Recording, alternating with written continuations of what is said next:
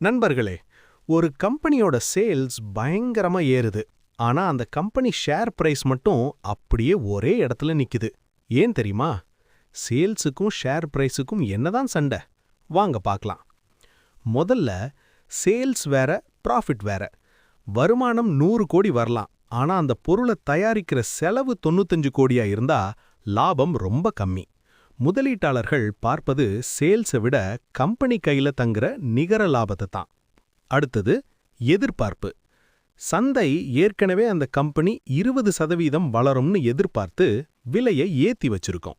ஆனா கம்பெனி 15% தான் வளருதுன்னா sales ஏறினாலும் share விலை இறங்கும் அல்லது நகரவே நகராது. இதத்தான் பிரைஸ்ட் இன் அப்படின்னு சொல்லுவோம். கடைசியா, ஃபியூச்சர் கைடன்ஸ்.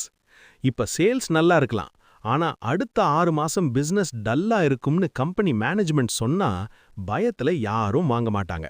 அதனால விலை அங்கேயே நிக்கும். சோ, சேல்ஸை மட்டும் பார்க்காம லாபம் மற்றும் கடனையும் சேர்த்து பாருங்க.